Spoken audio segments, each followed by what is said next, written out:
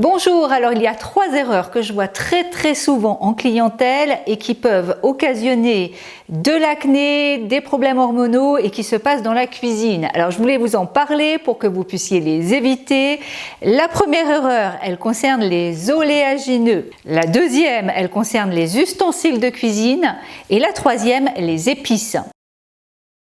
Alors la première erreur que je vois très fréquemment, elle concerne les oléagineux, c'est-à-dire tout ce qui se transforme en graisse, en huile, si on va les moudre. Je parle de tout ce qui est graines, comme les graines de sésame par exemple, ou les graines de tournesol. Je parle également de tout ce qui est noix, noisettes, amandes que l'on mange très fréquemment. Il faut les faire tremper, c'est hyper important. Pourquoi? Parce que si on ne les fait pas tremper, eh bien ces oléagineux contiennent naturellement de l'acide phytique. Et cet acide phytique, c'est un antinutriment. C'est quelque chose qui, dans le système digestif, va vous empêcher d'absorber les minéraux.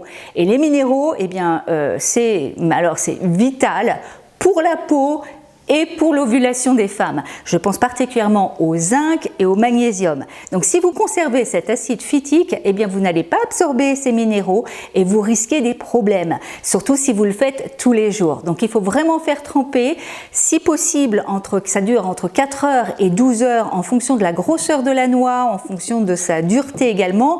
Une amande par exemple, c'est assez gros et c'est assez dur, donc on va la faire tremper 10 heures, 12 heures facilement. C'est simple à faire, il suffit de le faire la veille au soir, par exemple si vous l'utilisez le matin au petit déjeuner, vous faites tremper dans un verre d'eau, dans un bol d'eau, et le matin, eh bien, vous rincez le tout et vous utilisez. Vous allez voir qu'en plus c'est beaucoup plus digeste quand on fait ça et beaucoup plus riche en vitamines. La deuxième erreur concerne vos ustensiles de cuisine si vous utilisez des choses à base de téflon. Alors le téflon c'est très pratique, je suis tout à fait d'accord avec ça, mais alors il y a un problème majeur pour moi avec le téflon et l'équilibre hormonal, c'est que le téflon c'est un perturbateur endocrinien. Ça veut dire que ça peut facilement se retrouver au niveau de votre nourriture. Bien sûr on ne voit rien à l'œil nu, mais ça se passe avec des toutes petites doses au fur et à mesure des jours et ça va avoir une action perturbatrice sur vos hormones. En d'autres termes, ça va les empêcher en fait de fonctionner comme elles devraient fonctionner. C'est un des perturbateurs endocriniens auxquels on ne pense pas et qui pourtant peut se retrouver dans votre nourriture à longueur de journée. Donc il faut vraiment éviter tout ce qui est revêtement anti-adhésif de type téflon.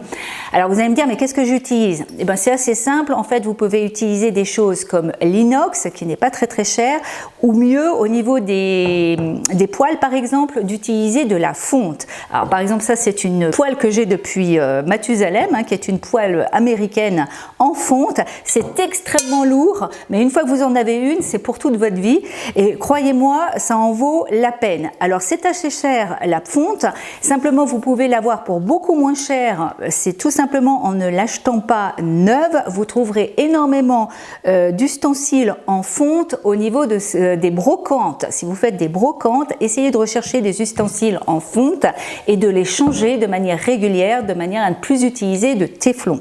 La troisième erreur, enfin c'est pas vraiment une erreur, mais c'est quelque chose qu'on ne fait pas assez souvent et qui est dommage parce que ça peut vraiment vous aider.